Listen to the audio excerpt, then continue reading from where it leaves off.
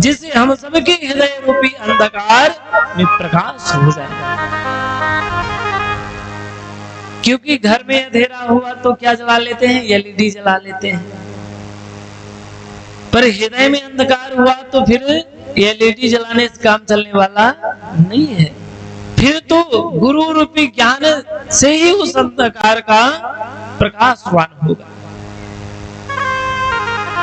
कुछ लोग सोचते हैं अरे भागवत जी हो रहे हैं तो कल चल के सुन लेंगे। भागवत इतना पुण्य का वो है ग्रंथ कि देवता भी हमको आपको देखते हैं जब कथा श्रवण करते हुए तो वो हमसे आपसे द्वेष करते हैं, जलते हैं। क्योंकि स्वर्ग में भोग सामग्री बहुत है पर भजन सामग्री बिल्कुल नहीं है। ये कथा तो हम वैष्णव को, हम मानव को ही प्राप्त है। और मानव जन्म मिलने के बाद भी जो भगवान के भजन को नहीं करता ना, भगवान की कथा को नहीं श्रवण करता, उसका जीवन रौ नरक में हो जाता है और जीवन पर्यंत कष्ट को पाता है। बड़े भाग्य मनुष्य तन पावा, बड़े भाग्य मनुष्य तन पावा, बड़े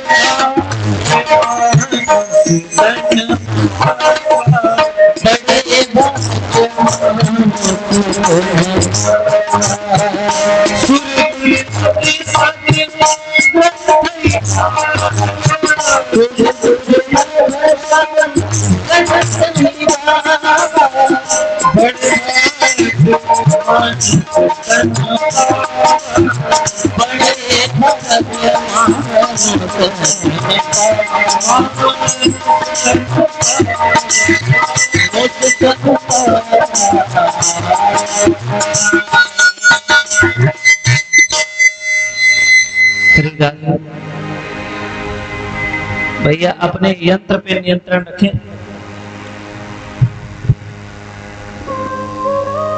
जितने भी श्रोता भक्तजन कथा में डिस्टर्ब होंगे उन सबका प्रायश्चित आपको प्राप्त होगा। क्योंकि आप उनके भजन को, उनके भाव को, उनके कथा को श्रवण करने में डिस्टर्ब कर रहे हैं। तो दूसरे का पाप अपने सर क्यों आप ले रहे हैं? इसलिए अपने यंत्र पे नियंत्रण स्वयं रखें।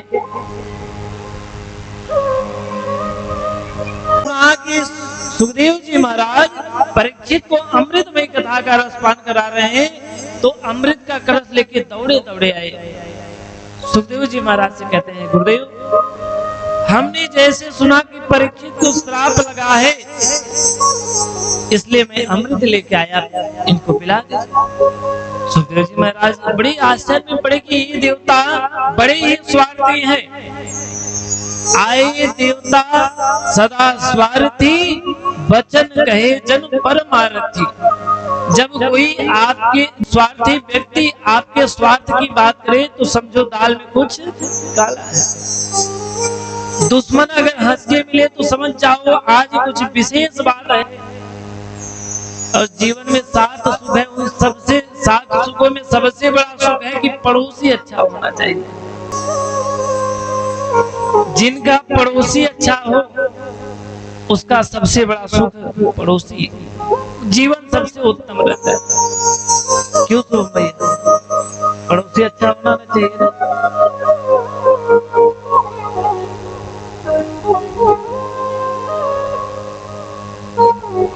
सुखदेव जी महाराज ने कहा तो अमृत लाए हो तो पान कराइए। देवता तुरंत बोल उठे, प्रभु प्रपद्यामो वयं विषम श्रीमद् भागवतामृतम। प्रभु हम चाहते हैं कि जो स्वर्ग का अमृत है ये परीक्षित को पान करा दे, परीक्षित अमर हो जाएगा। बदले में जो परीक्षित को आप हरि कथा अमृत पान करा रहे वो हम देवताओं को पान करा दे। सोचो कितना दुर्लभ यह अमृत है कि देवता भी उस अमृत को लेके आ गए। सुखदेव जी ने ऐसी फटकार लगाई, अरे ठगिया हूं, अरे कहाँ वह कांच का टुकड़ा स्वर्ग का अमृत और ये कहाँ हीरा पृथ्वी लोक पे गिरा दिए जाते हो। पर ये हरि कथा एक बार जो पान कर ले उसको पुनिरपि जननम पुनिरपि मरणम पुनि जठरे जठ जठरम बार बार आने जाने की छुट्टी हो जाती है। अरे उस स्वर्ग के अमृत में भेदभाव है। जब जीवन पर्यंत पुण्य करेगा, पुण्य करने के बाद इस शरीर का त्याग करेगा और स्वर्ग जाएगा, तब वो अमृत पान करने को मिलेगा। और निश्चित नहीं है कि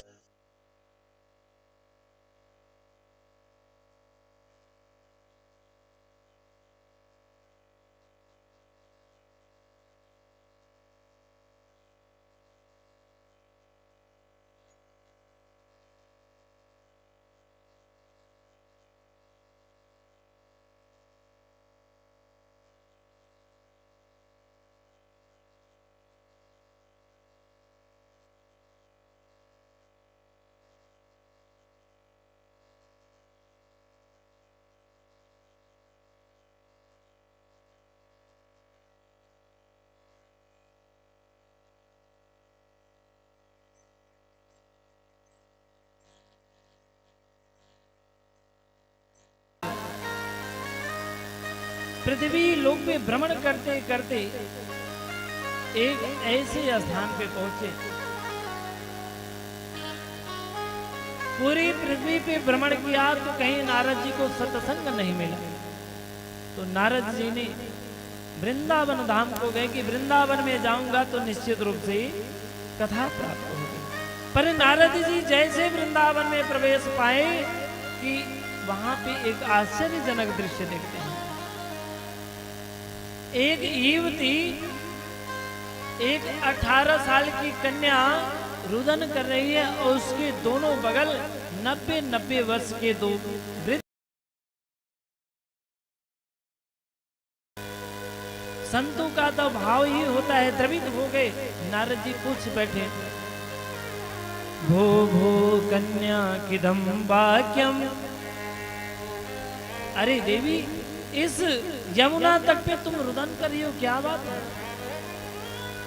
और ये जो दोनों वृद्ध आज चेतना में विराज। देवी ने कहा, महाराज मैं भक्ति देवी हूं और ये जो दो वृद्ध हैं ये दोनों मेरे पुत्र हैं।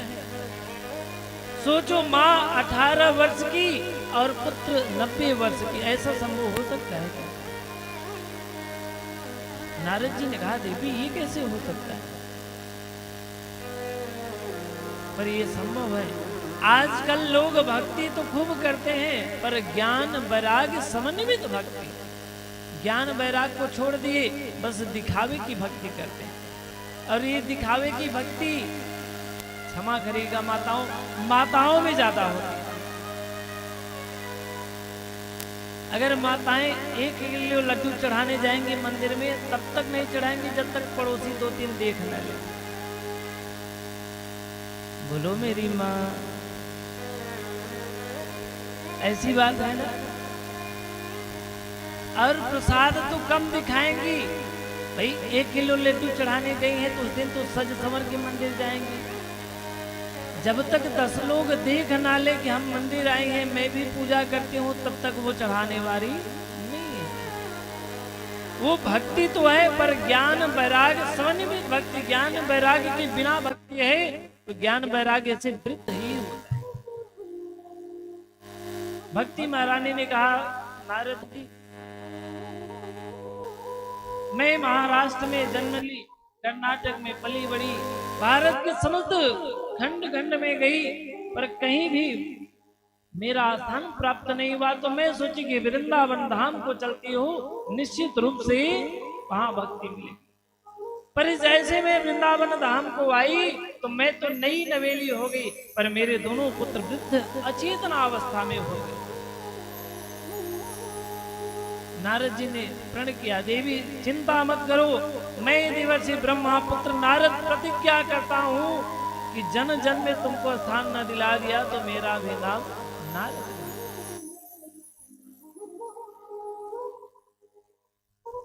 नारद जी ने गीता पाठ सुनाया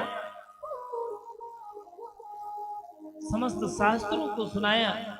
ज्ञान वैराग्य को थोड़ी चेतना आवे फिर गिर जावे। नारद जी थक गए। आकाशवाणी हुई, अरे नारद चिंता मत करो, आपका उद्यम निश्चित सफल होगा। नारद जी बोले सफलता तो दिखाई नहीं पड़ती। ये बात कोई किसी संत से जाके पूछोगे तो निश्चित रूप से आपका कार्य सुलभ हो जाएगा। सोचो नारद जैसे महाज्ञानी, उनको भी सत्कर्म किसी संत से पूछना पड़ेगा। नारद जी चल पड़े। और नारद जैसे महाज्ञानी को कौन उत्तर देने को तैयार हो। नारद जी एक आश्रम में गए, वहां लिखा था मौनी बाबा। नारद जी पहुंचे, पर मौनी बाबा के यहाँ इतना शोर, इतना कोलाहल। नारद जी को लगा राम राम, नाम मौनी बाबा और सबसे ज्यादा कोलाहल इनकी आई है। नारद जी आगे बढ़े। आगे एक और आश्रम मिला, त्यागी बाबा का। त्यागी बाबा के आश्रम में जैसे नारद जी ने प्रवेश किया, ऐसी ही तो पूरे कलजरा गांव में नहीं लगा होगा जितना त्यागी बाबा के आश्रम में लगा था। और है कौन? त्यागी बाबा सब चीज का त्याग करके। नारद जी बड़े आश्चर्य में पड़े। नारद जी ने को लगा अब संतों के पास जाना ठीक नहीं, हम तो चल रहे हैं बद्रीनाथ। उन बद्री विशाल से पूछेंगे, नर नारायण मिलेंगे तो ठीक, वरना मैं परम धाम को जाऊंगा। नारद जी पहुंचे बद्री विशाल, तो वहां उनके भैया मिल गए, सनत सनंदन सनातन और सनत कुमार। उन्होंने कहा, अरे भैया नारद जी तुम्हारे इतना मुंह लटका क्यों है, इतने उदास क्यों हो? नारद जी ने कहा, भैया क्या बताऊं, आज मैंने वृंदावन में ऐसे स्थिति को देखा कि माँ 20 वर्ष की और पुत्र 90 वर्ष की। गीता पाठ, 6 शास्त्र, 17 पुराण को मैं श्रवण करा डाला, पर कोई भी चेतना नहीं। सनत कुमारों ने कहा, अरे नारद भैया इतनी छोटी सी बात के लिए इतनी चिंता? नारद जी ने कहा, छोटी सी बात? बोले, श्रीमद् भागवतम शास्त्रम कलो कीर्णि भाषणम। अरे तुम उनको श्रीमद् भागवत का श्रवण कराओ, निश्चित रूप से भक्ति महारानी ज्ञान वैराग के सहित ताता थैया करके नाचते हुए इस पावन पंडाल में विराजमान। भक्ति सुतो तो तरुणो गृहीत्वा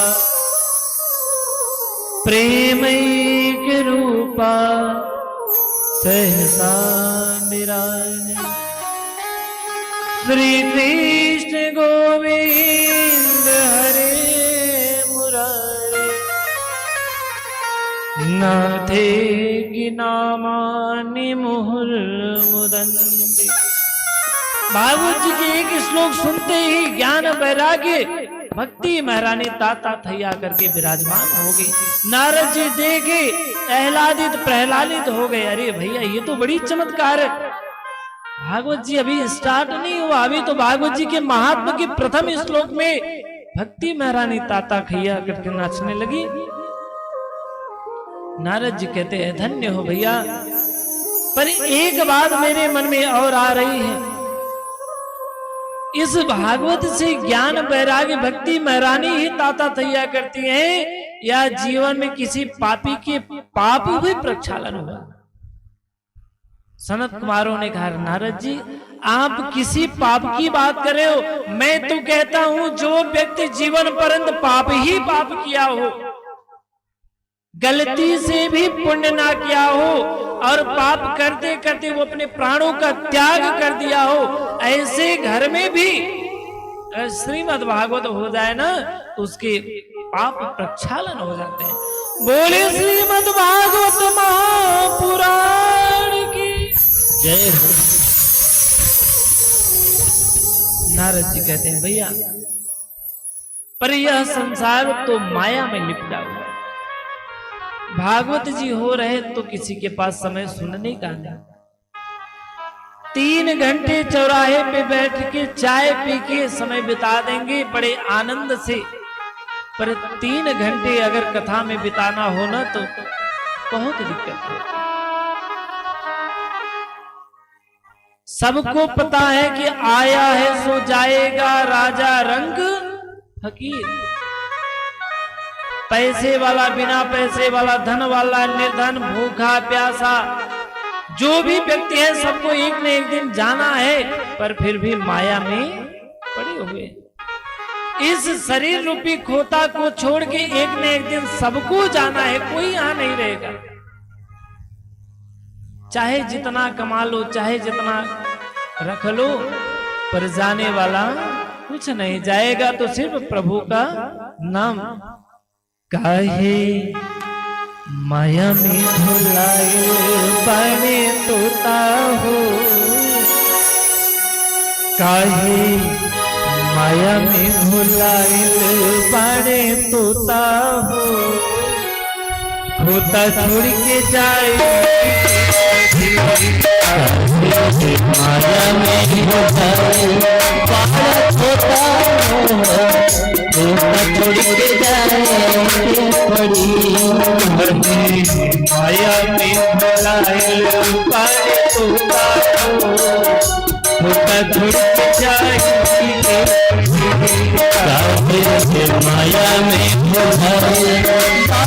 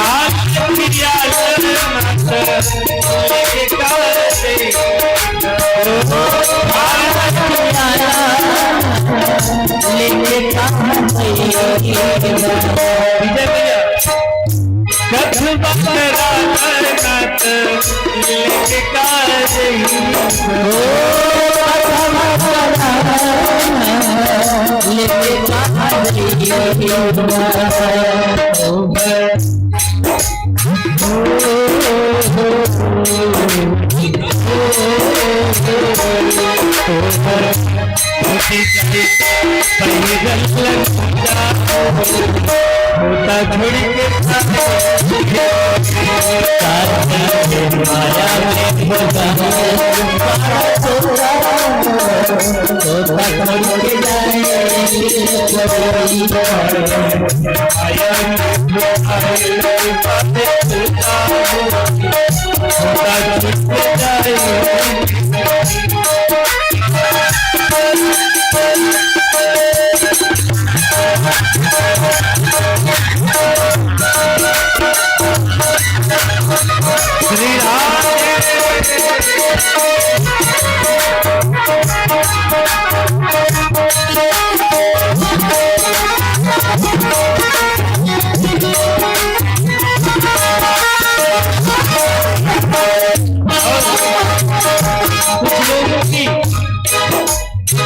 मानसिकता है मरीजियों पर भजेंगे अपना। अरे बेटा बेटी के लिए कितना रख लूं, कितना भाई की गला तलाश करूं कि मेरा बेटा जीवन पर्यंत खाए, परंतु दे दो मेरी माँ। ना किसी का बेटा, ना कोई बेटी, ना भाई, ना परिवार, कोई साथ देने वाला नहीं है। साथी है मित्र के जल बिंदु पान तक, अर्धांगिनी पड़ेगी तो केवल भगवान। परिवार के सब लोग चलेंगे केवल मकान तक। और जिन बेटा के जीवन पर्यंत झूठ बोलते हो, पाप करते हो, बेटा भी घर निभाएगा तो केवल अग्निदान। काहे माया में धोखा छोड़ के जाएंगे माया में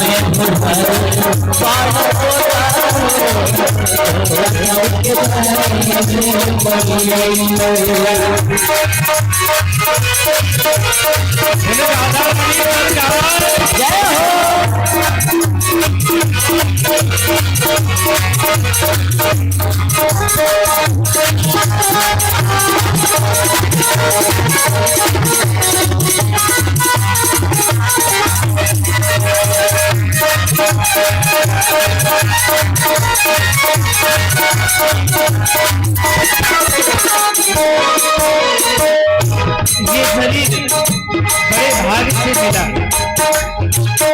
एक बार ये शरीर छूट जाएगा तो दोबारा मिलने वाला नहीं है। उड़ जाए लवट के नहीं, उड़ जाए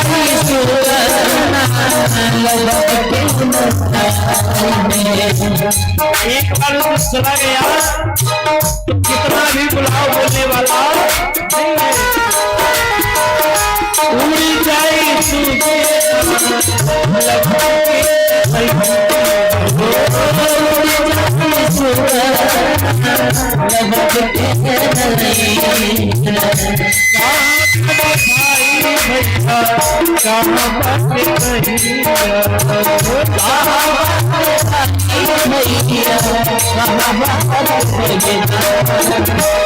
चूड़िया चोरी के चूड़िया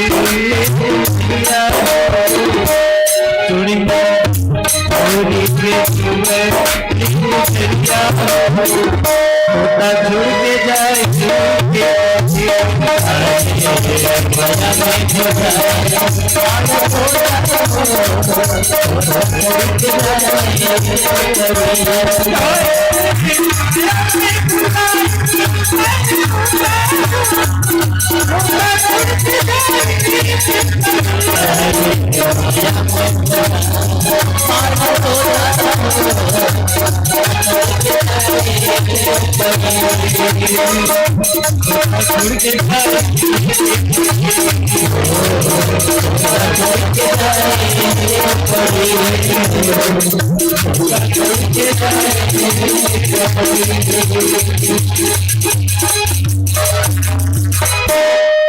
एक ना एक दिन छोड़ के अवश्य जाना पड़ेगा। इसलिए काल करे सो आज करे, आज करे सो अब।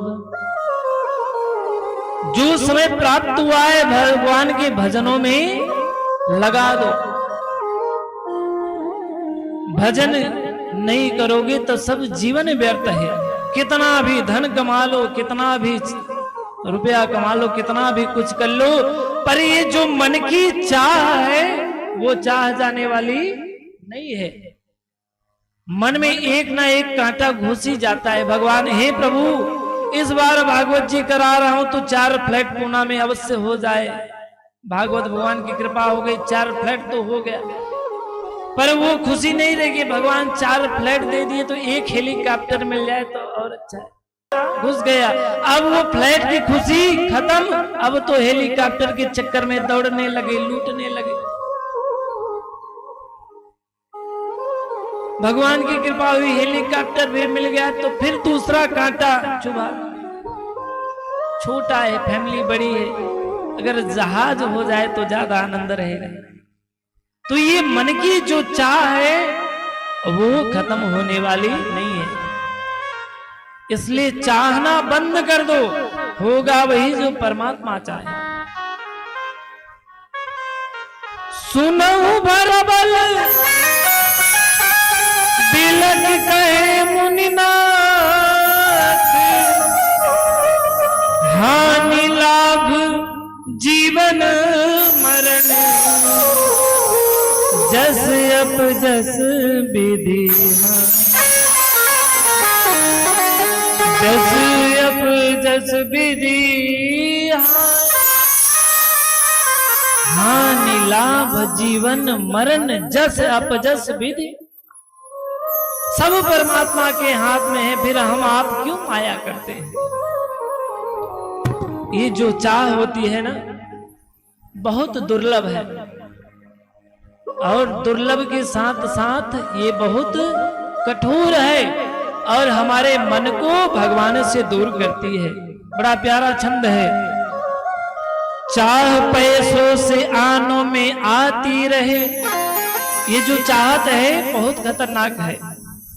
चाह पैसों से आनों में आती रहे, चाह आनों से रुपए बनाती रहे, चाह रुपयों से नोट भुनाती रहे, चाह नोटों से कोठी बनाती रहे। जब चाह होगा तो पैसा के पीछे भागेंगे, पैसा आएगा, पैसे से रुपया होगा, रुपया से नोट बनेगा और नोट से ये कोठरी बनेगी। फिर भी चाह खत्म होने वाली नहीं। चाह कोठी से मोटर मंगाती रहे, घर हो जाए तो एक मोटर हो जाए तो ज्यादा अच्छा। चाह मोटर से होटल में जाती रहे, जब मोटर हो गया, गाड़ी हो गया तो गाड़ी कहाँ जाएगी? होटल में। चाह होटल में बोतल खुलाती रहे, चाह क्या क्या न करती कराती रहे, चाह छोड़ी जिन्हें वो रसीले हुए, चाह जर से लगी जी रसीले हुए। जो चाह को छोड़ दिए वो रस गए। चाह उनकी हमको सदा चाहिए। किनकी चाह? रुपए की ना। किनको किनको रुपया चाहिए? हाथ उठाइए। नहीं चाहिए? हाथ नहीं उठाओगे तो भगवान देने वाले नहीं, सोच समझ लो। नहीं, हमें तो चाह प्रभु को की चाहिए। जिन्हें दाम प्यारे उन्हें दाम दे दो, जिन्हें दाम प्यारे उन्हें दाम दे दो, मुझे राम प्यारे मुझे राम। अरे भैया, अगर प्रभु मिल जाए तो सब मिल गया, प्रभु नहीं तो कुछ नहीं। प्रभु चाहे तो दुश्मन भी अपना हो जाता है और प्रभु चाहे तो अपने भी दुश्मन हो जाए। और दुश्मन कौन? अपने ही तो सबसे बड़े दुश्मन होते हैं। चाह उनकी हमको चाहती रहे, चाह वह अगर चाह ले तो फिर क्या चाहिए। अगर एक बार प्रभु हमको चाह ले तो फिर हमको कुछ चाहने वाली नहीं है। हमको तो वही चाह है कि एक बार प्रभु हमको चाह ले। इसलिए अपनी उस चाह रूपी मन को एकांतम करिए, भगवान के भजनों में लगाइए। एक बार प्रभु ने आपको चाह लिया तो फिर दुनिया को चाहने की जरूरत ही नहीं पड़ेगी। नारद जी कहते हैं, भैया इस भागवत रूपी से ज्ञान वैराग्य के अलावा कौन कौन सी पापी आत्माओं का पाप तर जाता है। सनक सनंदन सनातन सनत कुमार कहते हैं, नारद एक गांव में एक बड़े ही सज्जन पंडित जी थे, पंडित आत्मदेव शास्त्री। बड़े ही सरल स्वभाव के व्यक्ति, बड़े ही संपन्न व्यक्ति थे। उनके यहाँ बहुत धन दौलत वैभव सब कुछ था और उनकी पत्नी एक थी धुंधली देवी। पंडित जी जितने ही सीधे साधे, पंडिताइन उतनी ही खतरनाक।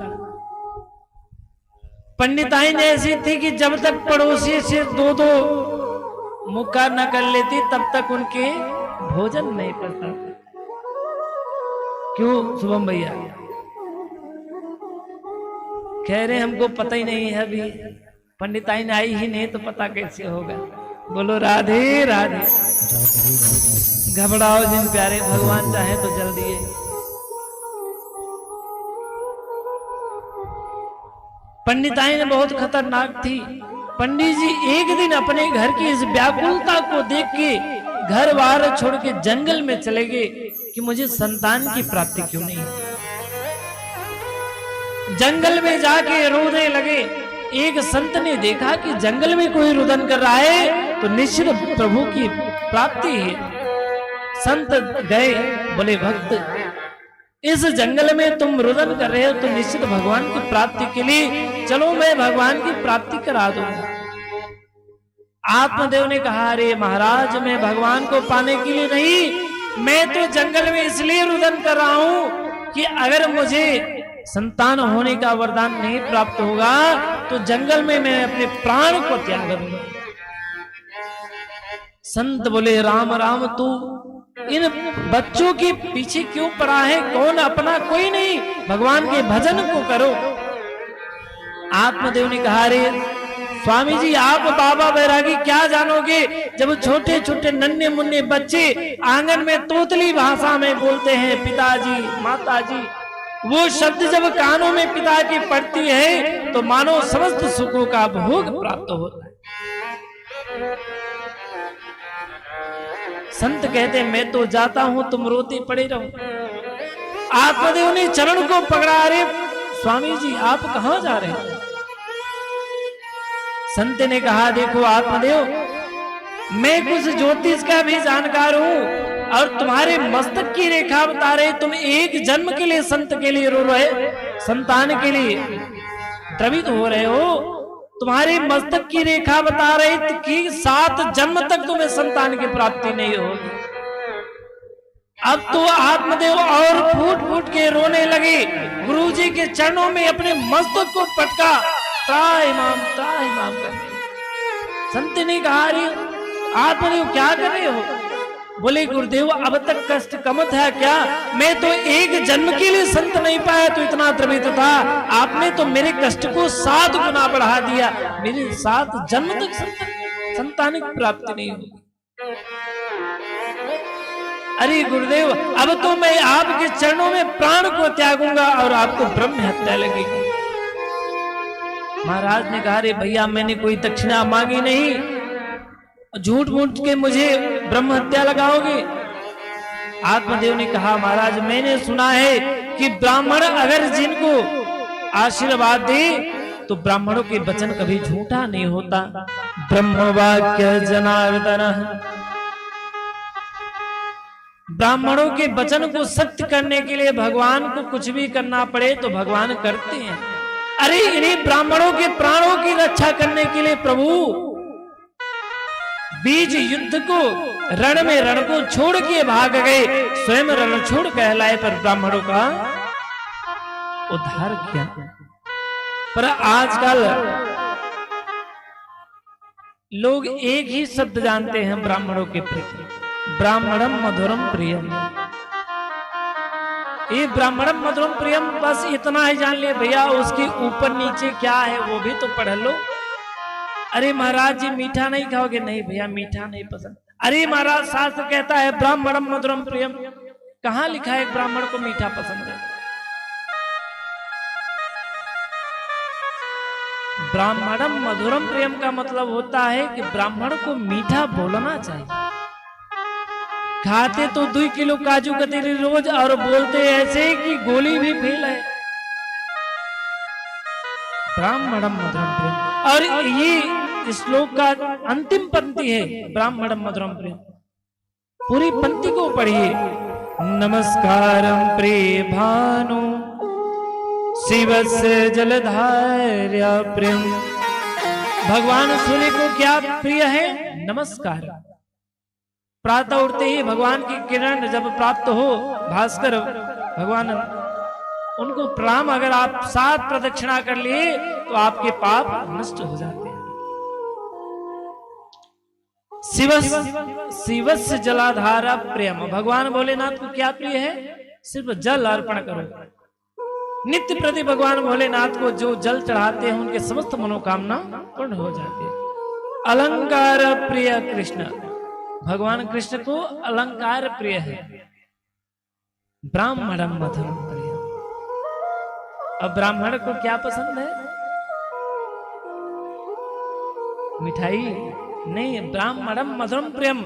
ब्राह्मण ऐसा होना चाहिए मीठा बोले, और ब्राह्मण से भी आप ऐसी बात करो कि मीठे स्वर में ऐसी बानी बोले मन का पाए, औरन को शीतल लगे आपो शीतल। ऐसी वाणी को बोली कि सामने वाले सुनते ही प्रसन्न हो जाए। ये वाणी ही बाण बनाती है और ये वाणी ही बीणा बनाती है। आपकी वाणी ही चरण पुजवा सकता है और आपकी वाणी ही लाठी डंडी खवा सकता है। इसलिए अपने भाव को, अपने वचन को बड़ी मधुर रखें। इस एक फल को निकाला और आत्मदेव को दिया। बोले आत्मदेव इसको ले जाओ, अपनी पत्नी को खिला दोगे तो निश्चित रूप से संतान प्राप्ति होगी। अब तो आत्मदेव इतने प्रसन्न हुए, लेके चल पड़े और जैसे ही चौराहे पे पहुंचे वहीं से बुला ले रहे, अजी जी सुनती हो आज तो बहुत बड़ा संपत्ति मिला है। धुंधली देवी को लगा कि लगन का महीना आ रहा है, निश्चित रूप से जजमान ने 9 लखा हार पंडित जी को दिया है, जो पंडित जी दूर से चिल्ला रहे हैं। धुंधली सब काम धाम छोड़ के दौड़ी दौड़ी आई, नहीं 9 लखा मिला होगा तब वो मंचली तो निश्चित ही रूप से आज मिला होगा। दौड़ी दौड़ी धुंधली आई, पंडित जी ने कहा रे देवी देखो ये फल मिला है, इसको फल खाओगी ना तो संतान की प्राप्ति होगी। धुंधली इतने क्रोध में बोली, अरे महाराज मैंने जीवन में कभी फल नहीं देखी क्या आंख से, जो आप एक फल के लिए इतना चीख चिल्ला रहे हो। मैं अपने सब काम धाम को छोड़ के दौड़े दौड़े आई। आत्मदेव कहते हैं देवी ये कोई साधारण फल नहीं है, इस फल को खाने से संतान की प्राप्ति होगी। धुंधली को लगा जरूर ये बाबा कुछ जोगा ठोमा कर रहे हैं। सो पंडित जी को समझाई कि पंडित जी स्नान करके पूजा करके खाऊंगी तो मेरा संतान संस्कारवान होगा। पंडित जी फल को देके गांव में चल पड़े और इधर पंडिताएं सोच में पड़ गई। अच्छा दुष्ट व्यक्ति भी अगर दिन में ना दिखे तब भी लोगों को चैन नहीं मिलता। अच्छे ना 2-4 दिन दिखे तो कोई फर्क नहीं पड़ता, पर दुष्ट लोग अगर दिन में ना दिखे तो बहुत फिक्र होती है।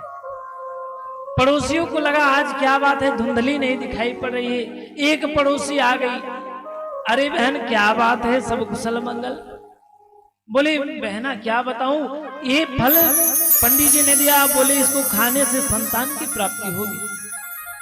पड़ोसन बोली अरे बहन तू खा ले, फिर सोच में क्यों पड़ी है, जल्दी से खा ले, तेरे घर में संतान प्राप्ति होगी।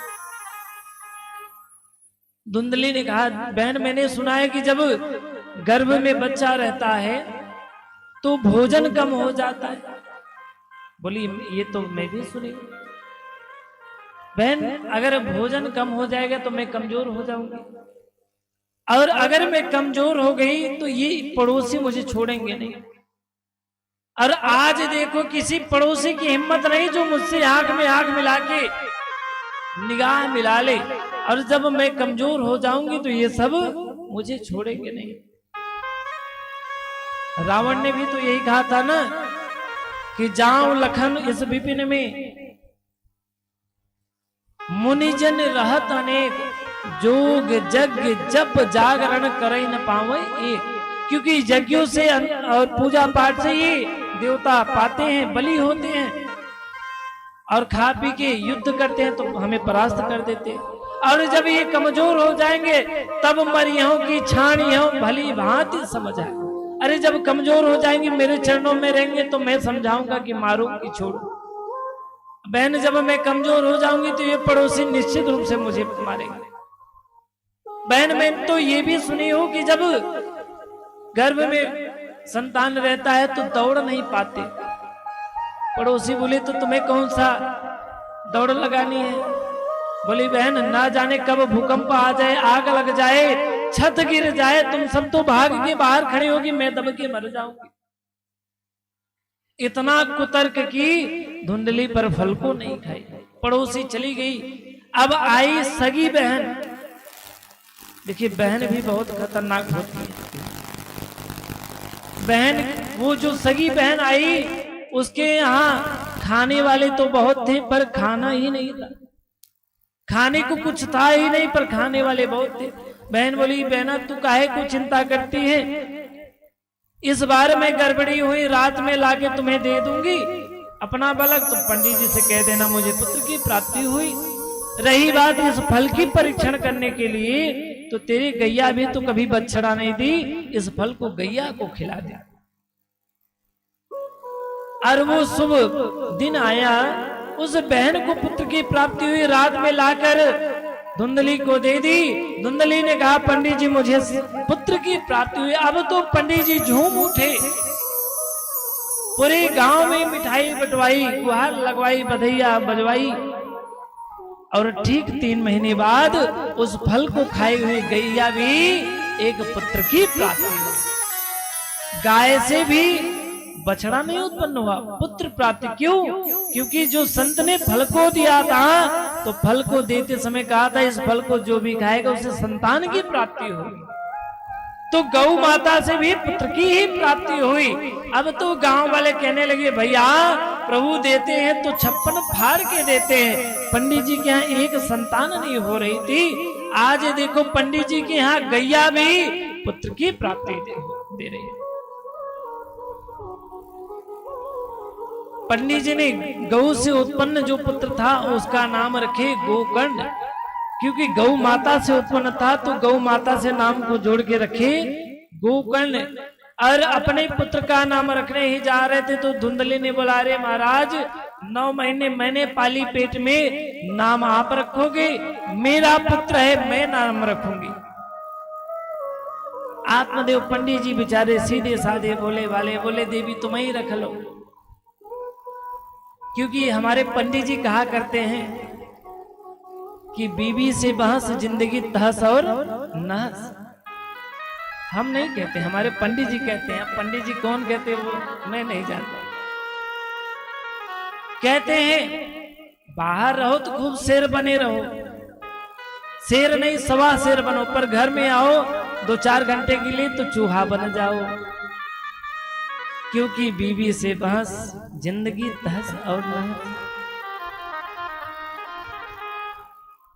आत्मदेव जी ने कहा ठीक है देवी तुम ही नाम रखो।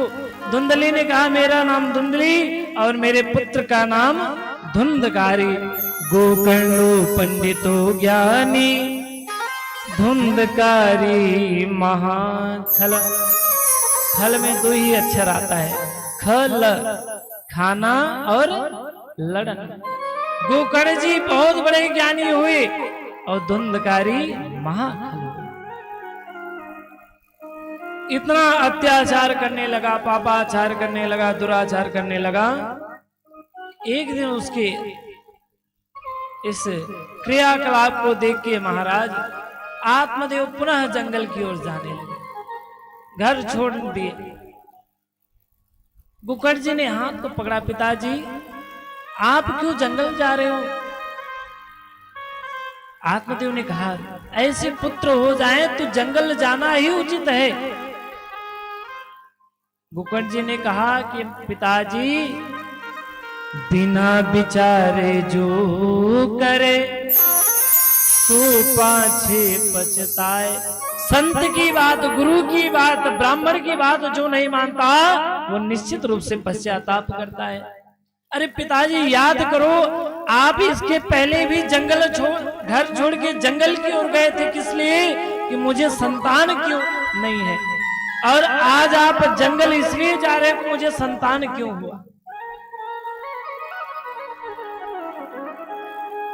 जब वो संत कह रहे थे कि बच्चों के पीछे ना पड़ो, चलो भगवान की भजन करो, तब तो दिमाग में नहीं आया, नहीं मुझे पुत्र चाहिए, पुत्र चाहिए, संतान चाहिए। अब उन्हीं संतान को पाके आप जंगल की ओर जा रहे हो। गोकर्ण जी की समस्त बातों को आत्मदेव जी ने सुना। 7 श्लोकों में गोकर्ण जी महाराज ने आत्मदेव को जो ज्ञान दिया, इसी 7 श्लोक को गोकर्ण गीता कहते हैं। उस ज्ञान को लेके आत्मदेव जी बद्री विशाल चले गए, भगवान की भजन करने लगे।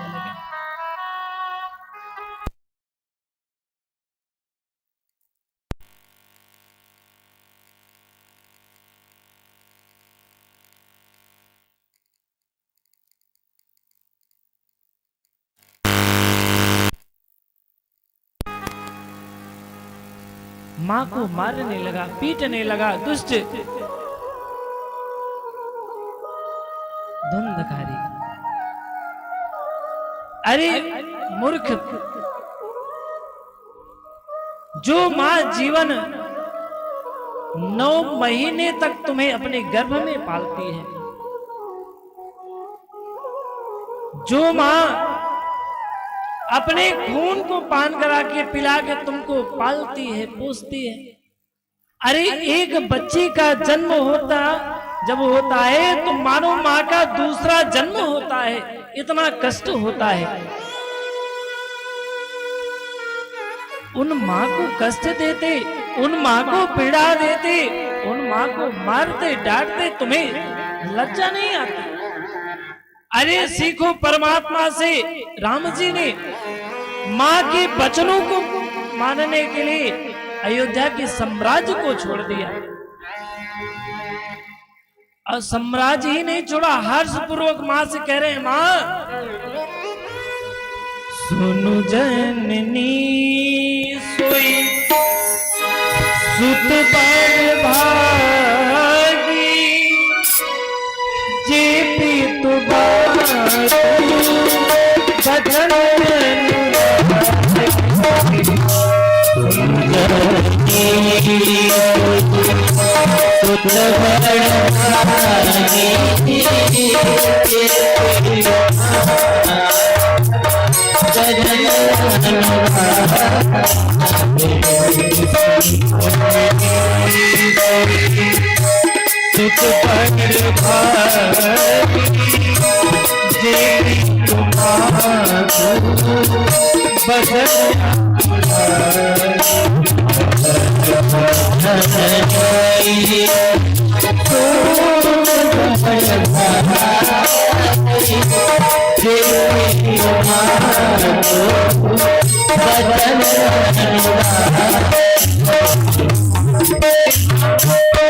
वो पुत्र धन्य है जो माता पिता के वचनों को मानता है।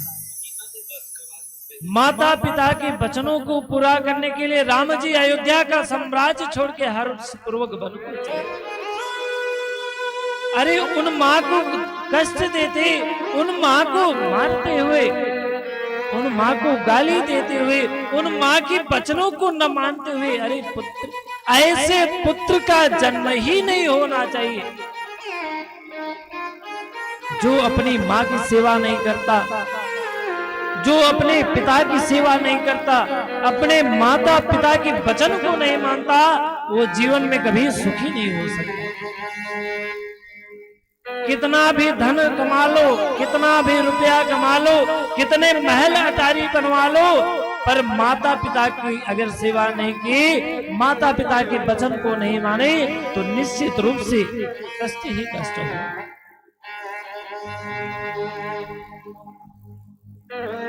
माता पिता के ही चरणों में समस्त तीर्थों का वास है। मंदिर में घंटी बजाने से, मंदिर में जल चढ़ाने से, मंदिर में लड्डू रुपया पैसा चढ़ाने से कुछ होने वाला नहीं है। आपके घर में जो भगवान है उनकी पूजा करो, वही सब कुछ है। माता पिता से बढ़ के कोई भगवान नहीं है। माता पिता की सेवा नहीं करोगे, माता पिता को लात मार के निकाल दी और जाके देश भर के मंदिर को पूजोगे, तो वो पूजा किसी काम का नहीं।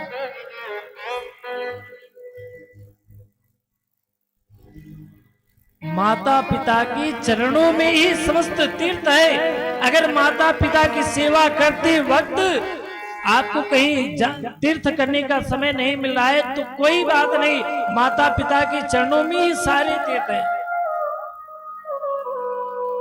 माता पिता की सेवा करने की वजह से आप कथा सुनने नहीं जा पा रहे हैं तो कोई बात नहीं, माता पिता की सेवा में ही कथा है। अरे उन माँ जो होती है ना, गांव में कहावत कहते हैं, माई देखई पेट और मेहर देखई, अभी तो आप लोगों को पता होगा। बोलो राधे राधे राधे राधे। जो न बोले राधे वो हो जाए आधे, इसलिए बड़े भाव से बोलो राधे राधे। मैंने दोपहर में देखा कि बड़ा सुंदर प्रसाद बना था, और आप सब फलाहार नहीं फूलाहार खाई हो, फिर भी आवाज नहीं निकल रहा है। मेरी माँ बोलो ना, मेरी माँ राधे राधे। ये देखो फलाहार वाली आवाज और इधर फुलाहार वाली आवाज, क्या बात है। इसीलिए कहते हैं कि कम खाना चाहिए। अगर 2 रोटी का भूख हो तो एक ही रोटी खानी चाहिए, आवाज निकलेगी। जब फुलाहार यहाँ तक खा लिए तो आवाज, सांस लेने की जगह न रहेगी, आवाज कहां से निकलेगी। अरे उन माताएं बेचारी माँ, अगर बेटा कहीं गया है तो माँ द्वार पे तब तक बैठी रहती जब तक उसका पुत्र नहीं आ गया। आंधी आए, तूफान आए, वज्र पड़ जाए, पर माँ तब तक चौखट से अंदर नहीं जाती जब तक उसका लाल नहीं आ जाता। पत्नी तो 1 घंटे आधे घंटे प्रतीक्षा करेगी, फिर अंदर घर में जाके सोचेगी वो मर रहे तो मरे, मुझसे क्या मतलब, जाके इंस्टाग्राम और फेसबुक चलाएगी पत्नी। पर माँ की चाहे प्राण चली जाए, पर माँ तब तक चौखट से बाहर नहीं हटती जब तक उसका लाल नहीं आता। अरे माँ की कीमत तो उनसे पूछो जिनके सर से माँ की छाया हट गई हो। अरे माँ तो दुनिया की वो बैंक है कि चाहे पैसा डालो या ना डालो, पर जब आप चाहोगे तो माँ के बैंक से आपको पैसा। दुनिया में ऐसा कोई बैंक नहीं है जहां आप बिना पैसा डाले निकाल सकते हो। एक माँ ही ऐसे बैंक है जहां पे जब चाहो तब दो या ना दो पर आपको प्राप्त होगा। अरे माँ की कीमत उनसे पूछो, उन माताओं से पूछो जो माताएं मायके जाती हैं और मायके में माँ नहीं मिलती। मायका कब तक? जब तक माँ है तब तक मायका, माँ नहीं तो मायका भी। कितना भी भैया भाभी घर वाले भतीजी प्यार दुलार कर ले, पर जब तक माँ नहीं तो मायका नहीं। भले ही माँ खटिए पे पड़ी रहे, देख ना पाए, पर जाते ही अगर बेटी से कह दे बेटी तू आ गई, तो मानो बेटी को सारा धन मिल जाता है। वो होती है माँ। अरे माँ की कीमत उनसे पूछो जो बचपन में ही माँ की साया नहीं पाए। हो जग में माई भी न के हुए, हो जग में माई भी न के हुए, सहाय न हुई, हो सहाय केहू कितनो दुलारे बाती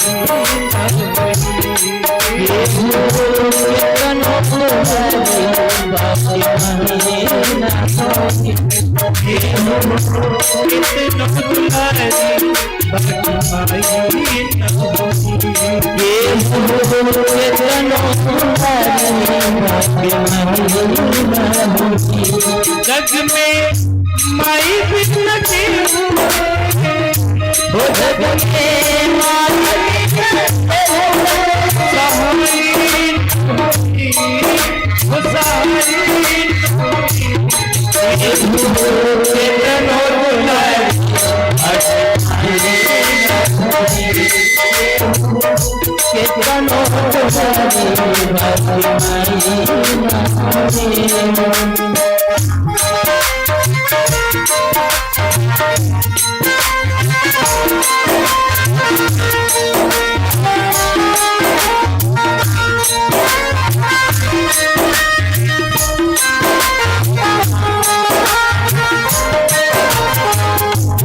कितनी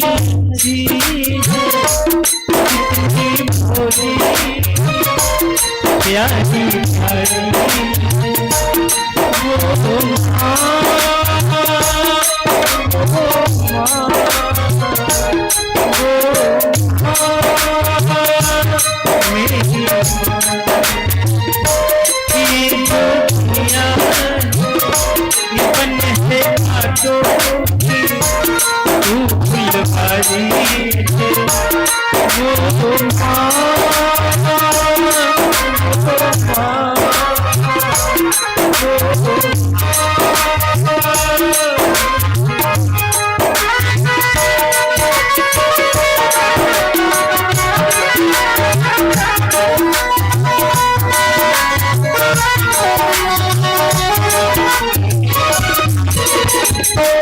रुपया पैसा रुपया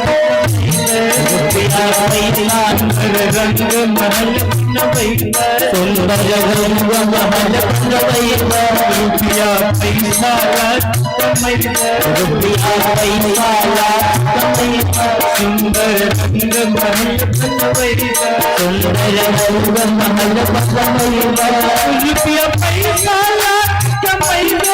सुंदर रंग महल रुपया पैसा सुंदर रंग महल मायके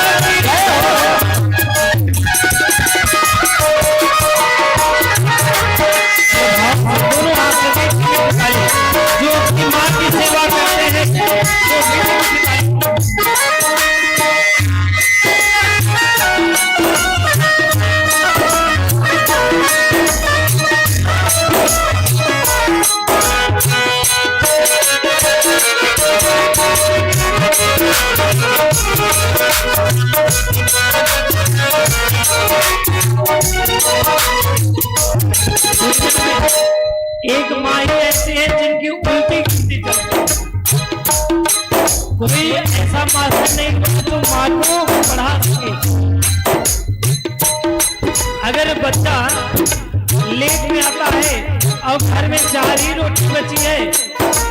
माँ बेटे को देती, बेटा खा ले। कदाचित बेटा पूछ ले कि माँ तेरे लिए बचा है कि नहीं, तो माँ कहती है अरे बेटा अभी तो ढेर सारा बचा है, तू खा ले, अभी तो पूरा किचन में भरा है। अपना सूखल पाकल अपना सूखल पाकल रखती सबके घर बचाते, रखती सबके घर बचाते। माँ वो होती है जल पी के रात बिता लेते हैं, पर बेटे के खाने में कोई कमी नहीं करती। अरे माँ तो वो होती है ठंडी की, कठोर ठंडी में जब बच्चा बिस्तर को गीला कर देता है, स्वयं गीले बिस्तर में सोती है और बच्चे को सूखे में सुलाती है। अपना सूखल पाकल करके, अपना सूखल पाकल रखती सबके घर बचाते, रखती सबके घर बचाते। अपना सूखल पाकल करके, रखती सबके घर बचाते। अपना सूखल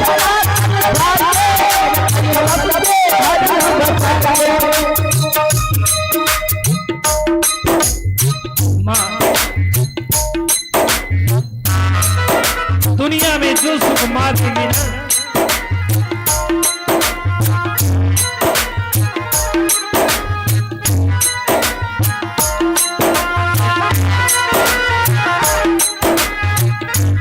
वो कैसे बच्चे होते हैं जो माँ को कष्ट दे सकते हैं। माँ से बढ़ के दुनिया में अपना कोई नहीं होता। माँ तो ममता की मूरत है। कितने भी अपराध कर लो, एक माँ ही होती है जो क्षमा करे।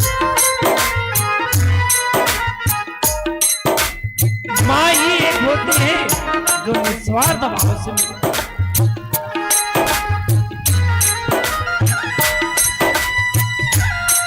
उन माँ को कष्ट देते, उन माँ के वचनों को न मानने वाले व्यक्ति जीवन में सुखी नहीं होते। अपना सूखल पाकल अपना सूखल पाकल रखती सबके घर बचाते, रखती सबके घर बचाते। अपना सूखल पाकल रखती सबके घर बचाते। अपना सूखल पाकल रखती सबके घर बचाते। मायके बोलिया मायके बोलिया मिठाई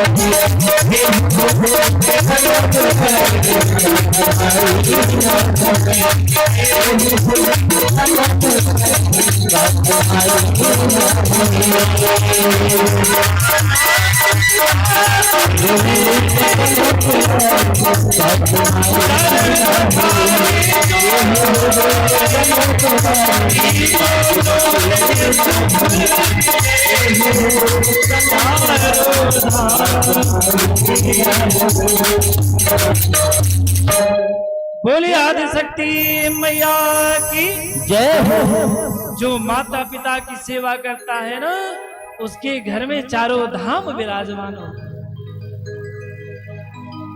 इतना बड़ा आयोजन, इतना बड़ा यज्ञ आज भगवान की कृपा से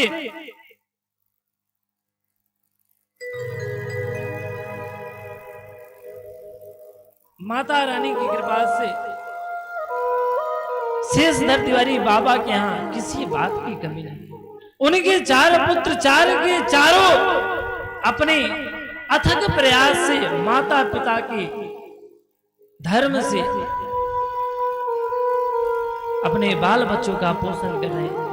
पर इतने बड़े आयोजन में पूरी दुनिया आई है, गांव आया है, रिश्तेदार आए हैं, पर उन 4 बच्चों से पूछो, जिस महफिल में मां नहीं दिख रही है,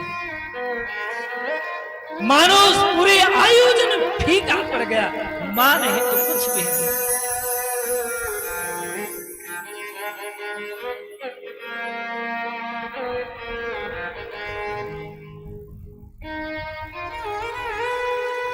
आज मां होती तो डांटती, दुलार करती,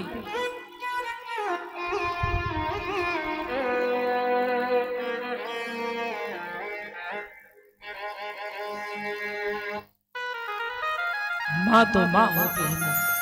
दुनिया में मां से बढ़ के सुख देने वाला कोई नहीं। सबके स्वार्थ होता है, पत्नी हो, बेटा हो, भाई हो,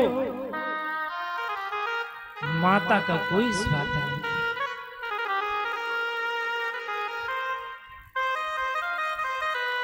इसलिए जीवन में जननी जन्मभूमि से कभी अपने जननी को नहीं छोड़ना चाहिए। जननी जन्म देने वाली मां और जन्मभूमि, जिस जन्मभूमि में जन्म हुआ, आज रुपया पैसा हो जाए तो अपने गांव को छोड़ दो, अपने उस जन्मभूमि को छोड़ दो, फिर आपको कहीं टिक नहीं पाओगे।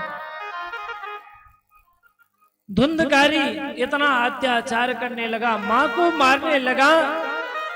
एक दिन वो धुंधली भी इस अत्याचार को सह नहीं पाई और मध्य रात्रि में कुएं में कूद के प्राण त्याग दिए। गोकर्ण जी को लगा पिताजी तीर्थ के लिए चले गए, मैया प्राण त्याग दी, अब मेरा ही नंबर है, इसलिए मेरे नंबर आने से पहले मैं घर को छोड़ दूं। गोकर्ण जी महाराज तीर्थ के बहाने घर को छोड़ दी। अब तो धुंधकारी का अखंड राज्य घर में हो गया, एको हम द्वितीयो नास्ति।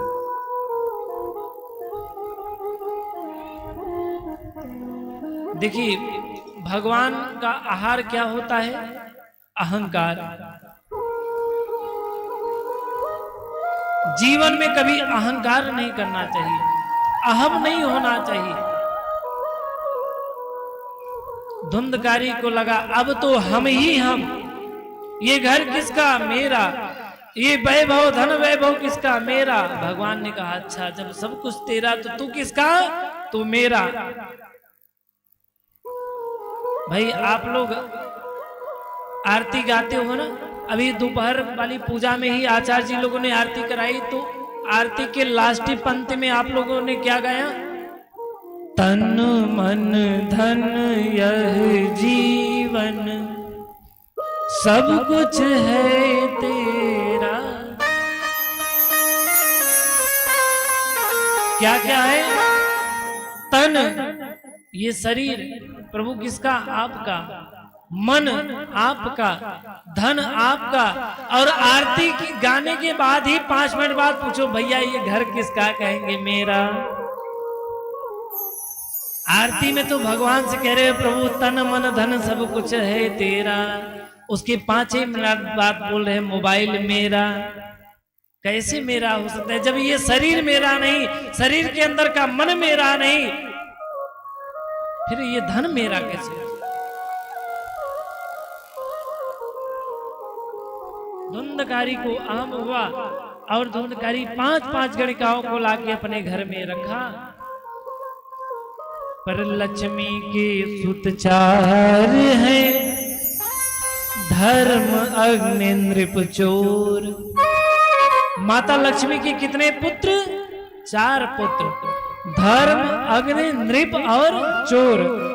जेठे के अपमान से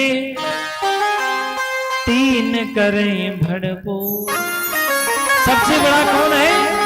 धर्म। अगर आप धर्म नहीं किए ना, अब कई लोगों के मन में आ रहा होगा कि महाराज जी बता दी कि धर्म करो मतलब दान करो, और दान करने का मतलब अपने के लिए लहा रहे हैं। इस मानसिकता को भूल जाओ। जो ब्राह्मण, जो पंडित आपके चढ़ाए हुए पैसे को ले जाता है ना, वो पैसा बेचारा नहीं ले जाता, आपकी अलाए बलाए दुख दलिद्र ग्रह गोचर को लेके जाता है कि मेरा जजमान सुखी रहे। और मैंने सुना है शादी विवाह में काफी लोग कहा करते हैं, आज के बाद ये शब्द आप सब मत कहिएगा अगर जीवन में सुखी रहना हो। क्या शादी विवाह में जाओ तो जब पंडित जी कहते हैं कि यहाँ पैसा दो वहां पैसा दो, डीजे का 20,000, रोड लाइट का 50,000, टेंट का लाख रुपए सब लुटा देते हैं, कोई फर्क नहीं पड़ता। जब पंडित जी आंगन में मांग लिए 200 रुपया तो कहेंगे महाराज लूट ही लहा। तो मानो ब्राह्मण को जो कष्ट होता है तो वो आपके धन को नहीं, भाई कितना आप दोगे, मैक्सिमम दोगे तो 5,000 10,000, आंगन में यही इतना पैसा ही लगता है ना। उस डीजे, जो डीजे 2 घंटे भूखा चिल्लाया, वो 20,000 रुपया ले गया, और पंडित जी बेचारे आपके मटमंगरा से लेके पूरी रात तक भूखते रह गए, उनको कह रहे हो महाराज लूट ही ले। वो आपके धन को तब नहीं लूटते, उस बालक बालिका के विवाह उत्सव में उसके जीवन के जो सुख होता है उसको लूट ले जाते हैं। इसलिए दाम्पत्य जीवन में कभी खुशियां नहीं आ पाती। कहते हैं महाराज जब से भी हुआ वह परेशान नहीं है। काहे नहीं परेशान रहोगे, पंडित जी पहले लूट लिए, आपने कहा ना कि पंडित जी लूट लिया, तो पंडित जी आपके ऐश्वर्य को, आपके सुख को लूटते हैं, धन को नहीं लूटते। इसलिए ये शब्द जीवन में नहीं। प्रभु हे गुरुदेव, हे पंडित जी, पत्रम पुष्पल जो भी पंडित जी मेरे पास है सब आपका ही है, और धन दान करने से कभी घटता नहीं। तुलसी पंछी के पिए घटे न सरिता नीर,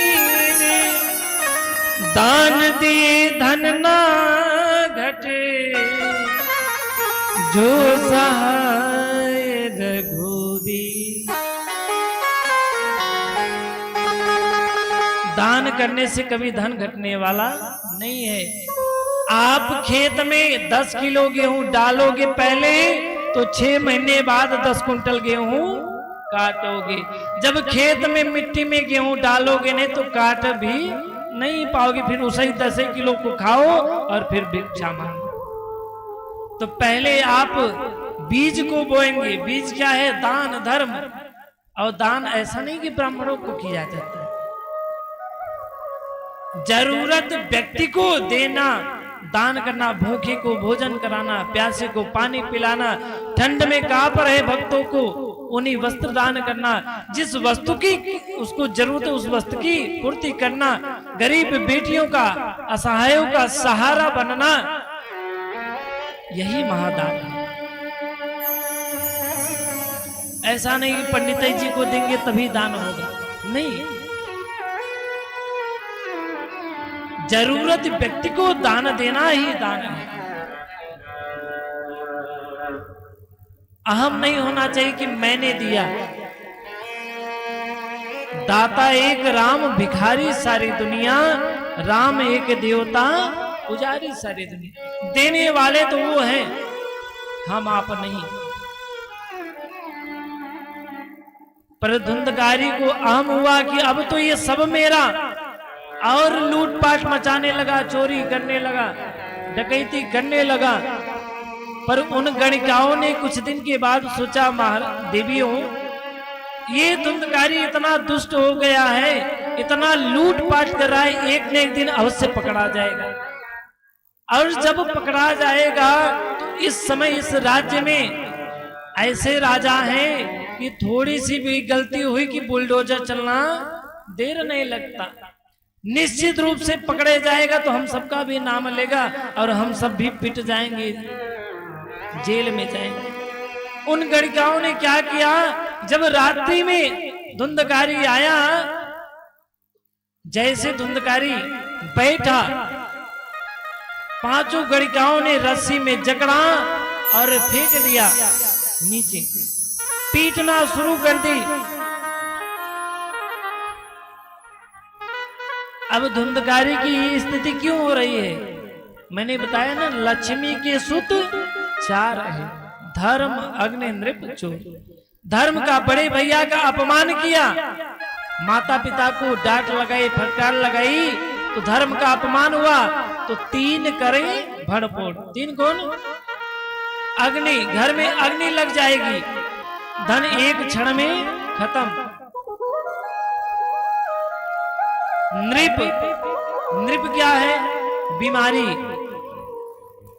बीमारी, ऐसी बीमारी आजकल हो रही है कि हॉस्पिटल में जाओ तो बड़े से बड़े धनाढ्यों का मीटर गिरते देरी नहीं लगता। ये हुआ नृप।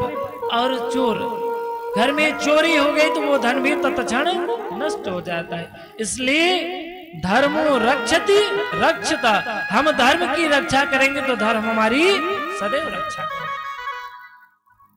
पर धुंधकारी ने धर्म की रक्षा नहीं की, माता पिता को कष्ट दिया, तो गणिकाएं पीट रही हैं।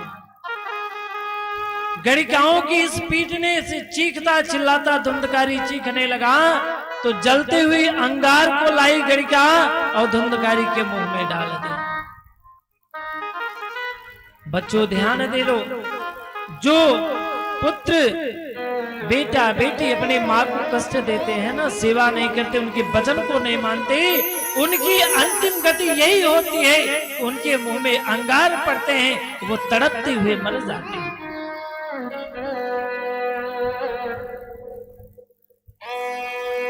इसलिए माता पिता के वचनों को निश्चित रूप से मानो।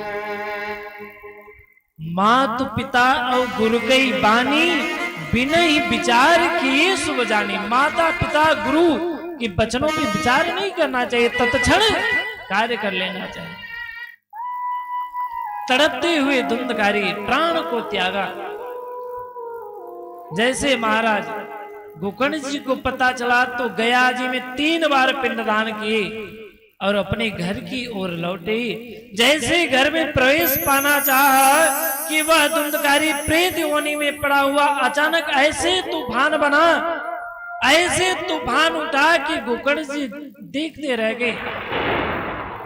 उस तूफान को जब तक सोचते समझते, तब तक वो तूफान बकरी में परिवर्तित हो गया और आश्चर्य हुआ, बैल बन गया।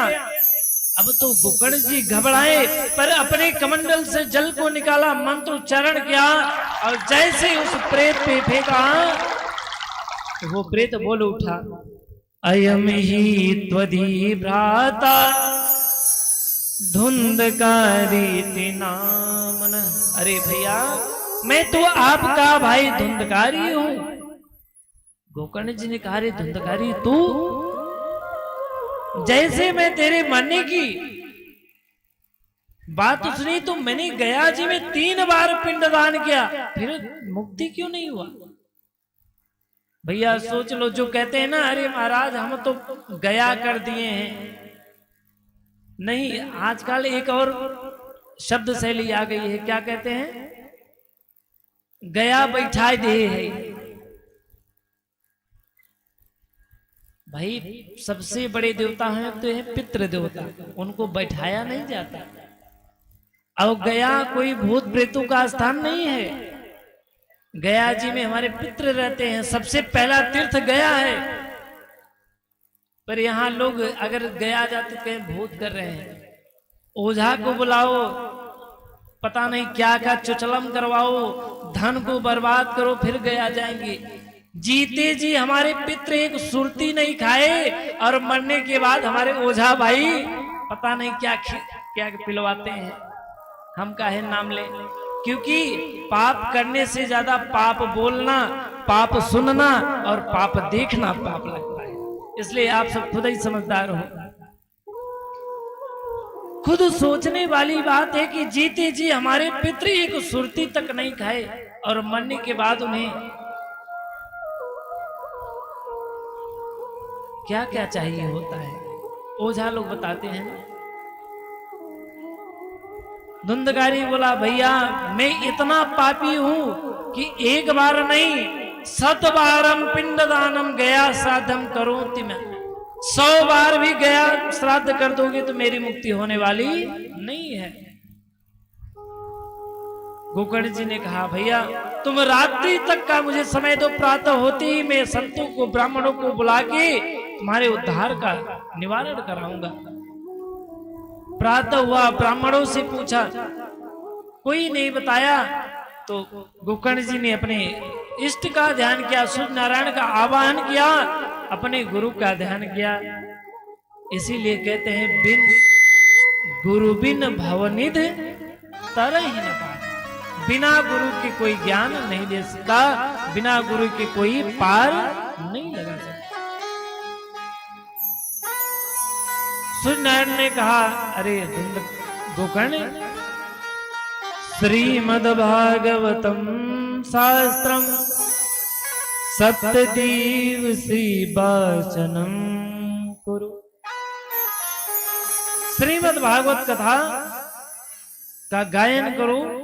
निश्चित रूप से गोकर्ण जी ने गाया और धुन 7 गांठ की बास, उसमें विराजमान हमारे पितृ देवता होते हैं, पितरों का आवाहन होता है, धुंधकारी का आवाहन होता है।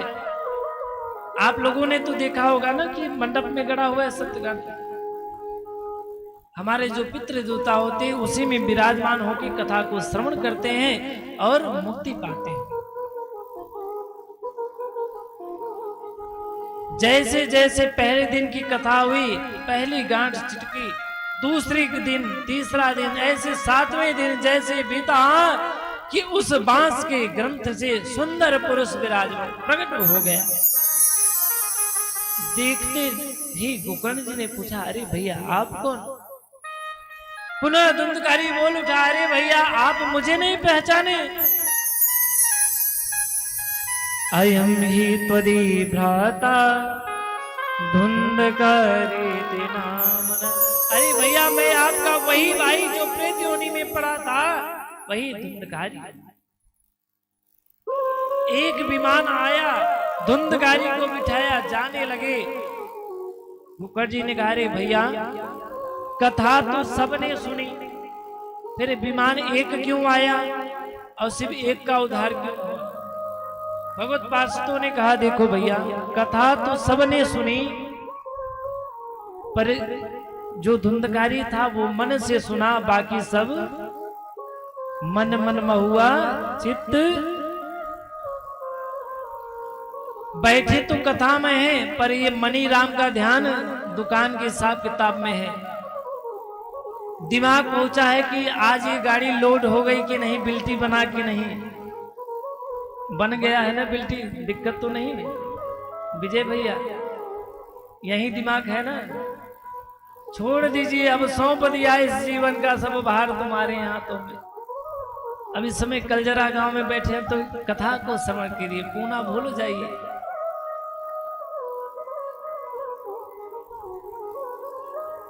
पार्षदों ने कहा कि देखो कथा में 3 प्रकार के लोग आते हैं, श्रोता, सोता और सरवता।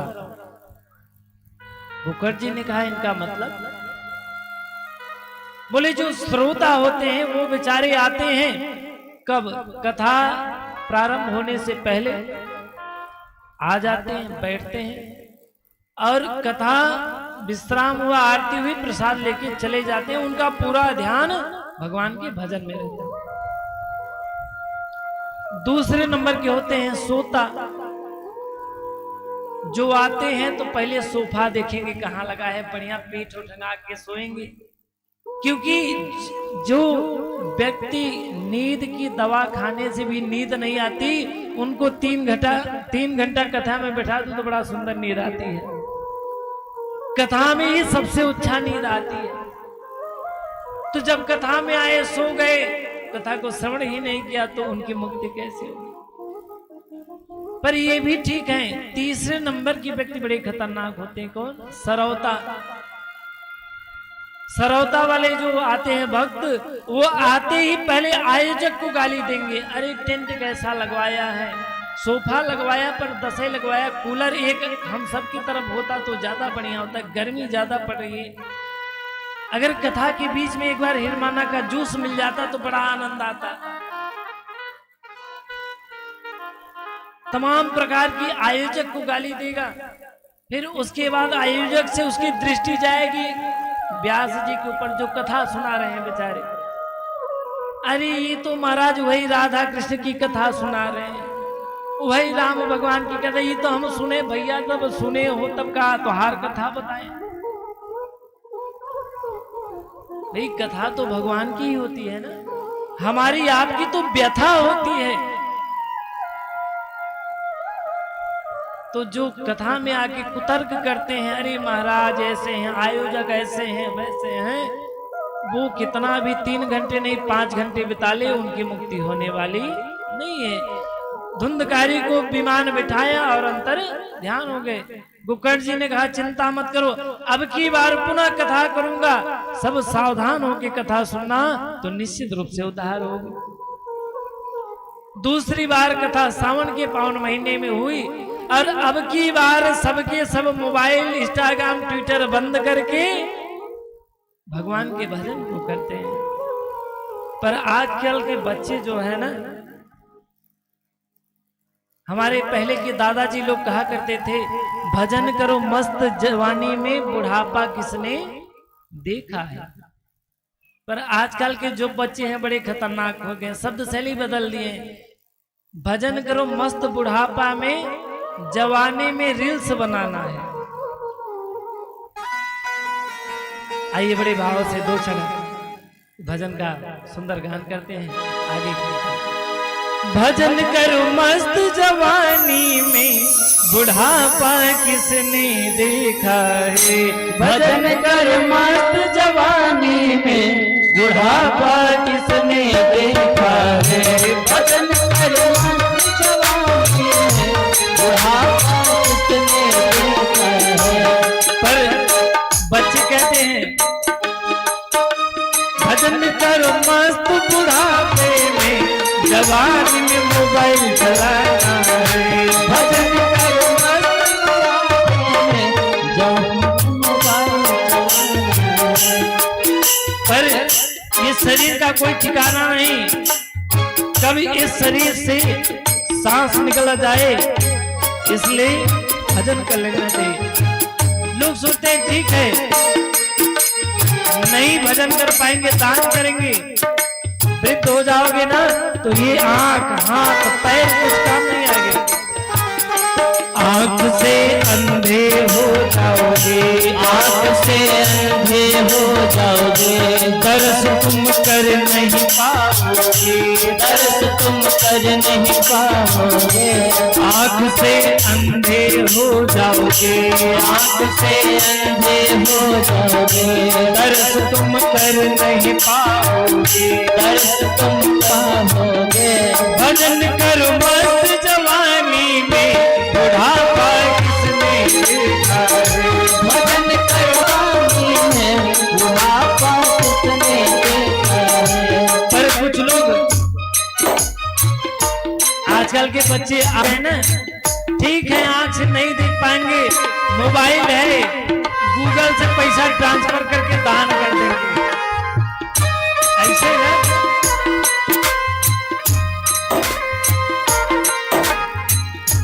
हाथ से लूले हो जाओगे, हाथ से ओले हो जाओगे, दान तुम कर नहीं पाओगे, दान तुम कर नहीं पाओगे।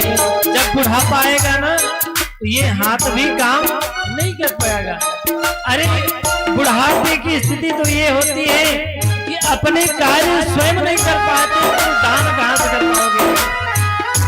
अपने वही हाथ भोजन नहीं कर पाते, अपने वही हाथ चश्मे को उतार नहीं पाते। हाथ से लूले हो जाओगे, हाथ से ओले हो जाओगे, दान तुम कर नहीं पाओगे, दान तुम कर नहीं पाओगे। इसलिए भजन करो मस्त जवानी में बुढ़ापा किसने देखा है। भजन करो मस्त बुढ़ापा किसने देखा है। भजन करो मस्त जवानी में बुढ़ापा किसने देखा है। भजन कर मस्त जवानी में बुढ़ापा किसने देखा है। भजन कर मस्त जवानी करे तो आज करे तो पल में पल ले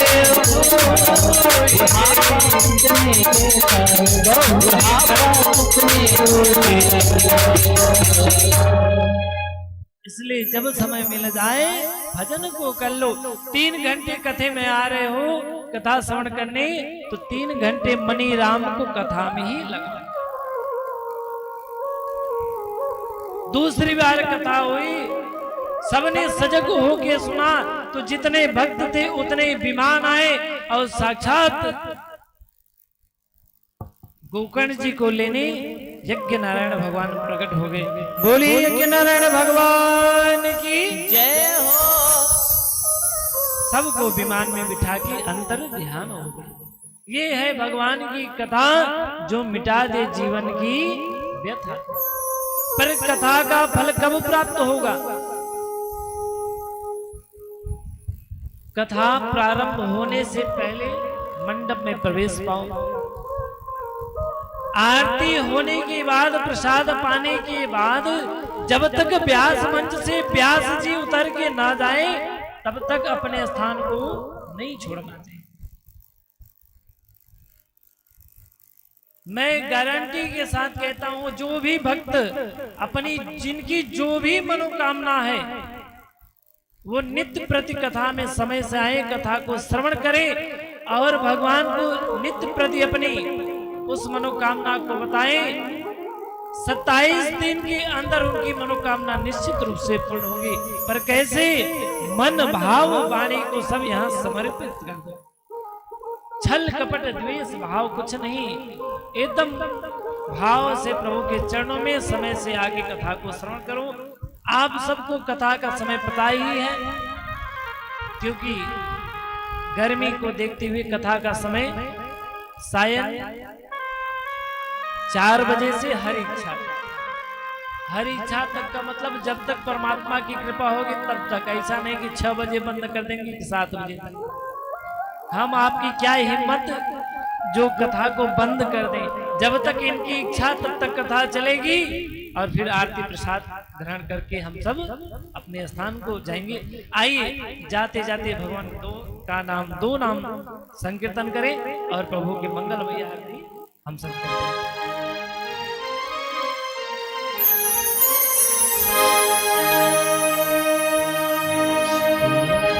वृंदावन बिहारी लाल की जय हो। भागवत भगवान की जय हो। गंगा मैया जय हो।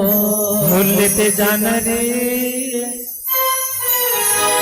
भूलते जाना रे हरि का नाम थोड़ा थोड़ा, लेते जाना रे हरि का नाम थोड़ा थोड़ा, लेते जाना रे हरि का नाम सभी बड़े भाव से लेते जाना रे हरि का नाम थोड़ा थोड़ा, लेते जाना रे हरि का नाम थोड़ा थोड़ा, थोड़ा थोड़ा थोड़ा थोड़ा थोड़ा थोड़ा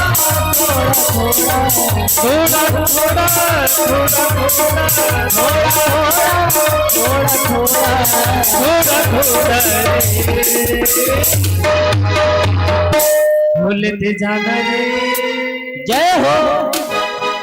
लेते जाना रे हरि का नाम, लेते जाना रे हरि का नाम थोड़ा थोड़ा, लेते जाना रे हरि का नाम थोड़ा थोड़ा, लेते जाना भूल जाना, लेते जाना भूल जाना कल फिर आना, भूल जाना कल फिर आना, भूल जाना कल फिर आना, भूल जाना कल फिर आना, कल फिर आना रे। दोनों हाथ उठा के बोले वृंदावन बिहारी लाल की जय हो।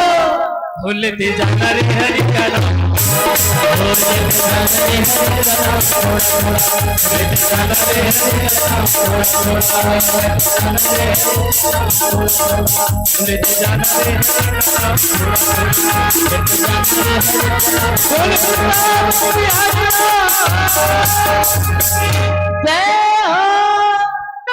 सभी भक्त अपने निज स्थान पे खड़े हो जाएं, भागवत भगवान की मंगल में आरती करके और अपने जीवन को प्रसाद पाके अपने जीवन को कृतार्थ बनाएं।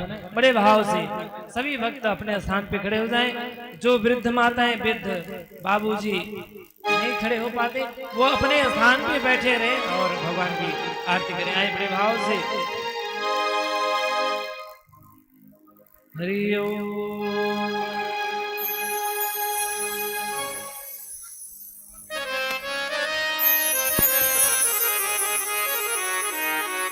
स्वस्ति आत्मसनि प्रजा सनि वसु सनि लोक सनि भय सनि ह्रीं प्रजां बहुलां मे करोपन् पयोरेतु अस्मात् सुदत्त। बड़े भाव से आइए सब।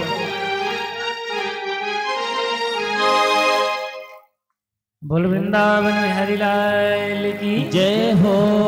आइए भगवान को अपने मन हृदय रूपी में बसाते हुए भगवान की मंगलमय आरती करते हैं। मन में बसा के तेरी मूर्ति उतारू है गिरधर तेरी आरती। मन में बसा कर तेरी मूर्ति उतारू है गिरधर तेरी आरती। मन में बसा के तेरी मूर्ति उतारू है प्रभु जी तेरी आरती। मन में बसा कर तेरी मूर्ति उतारू प्रभु जी तेरी आरती। करुण करो कष्ट हरो ध्यान दो भगवान। भाव में फंसे नाव मेरे तार दो भगवान। ओ करुणा कष्ट हर ज्ञान दो भगवान। हो में फंसे नाव में तार दो भगवान। करुण करो कष्ट हरो ध्यान दो भगवान। भाव में फंसे नाव मेरे तार दो भगवान। ओ करुणा कष्ट हर ज्ञान दो भगवान। हो में फंसे नाव मेरी तार दो भगवान। भक्त तेरे पार करते हैं पुकार।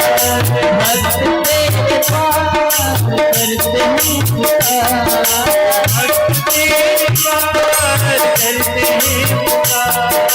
भक्त तेरे पार करते हैं पुकार। हर जिंदगी भीख मांग ली।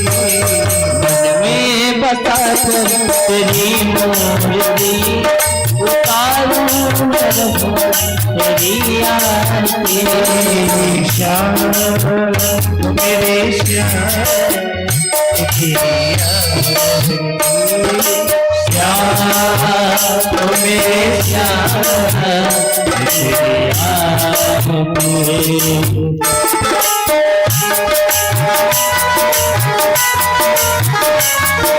बोलो वृंदावन बिहारी लाल की। भागवत भगवान की। राधा रानी सरकार। बड़े भाव से।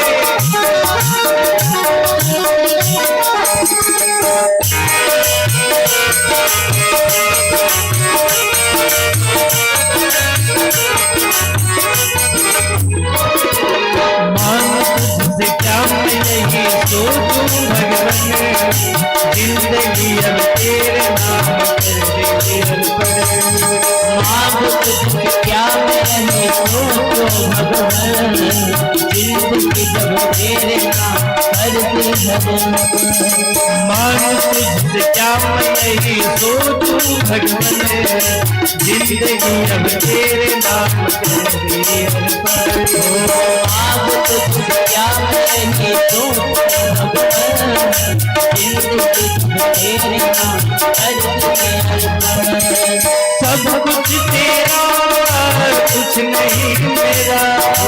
सब कुछ तेरा कुछ नहीं मेरा, सब कुछ तेरा कुछ नहीं मेरा, सब कुछ तेरा कुछ नहीं मेरा।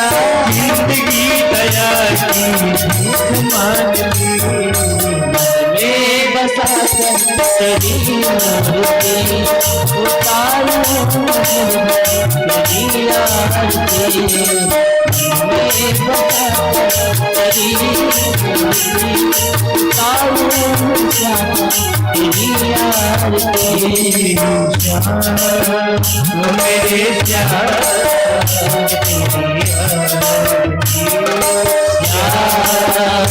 मेरे प्यार तेरी आरती।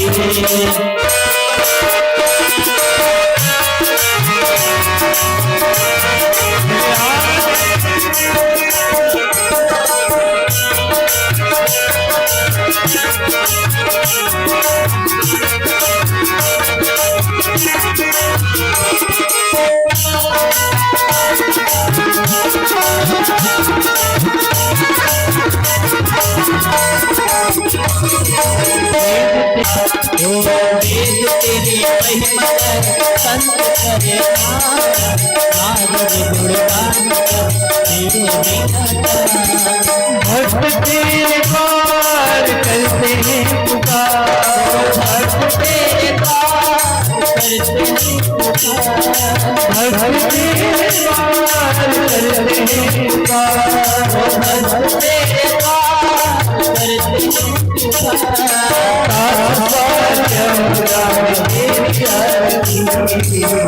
मैं बसा कर तेरी मूर्ति उतारूं श्यामा तेरी आरती, मैं बसा तेरी मूर्ति उतारूं प्रभु की तेरी आरती, मैं बसा कर तेरी मूर्ति उतारूं प्रभु तेरी आरती।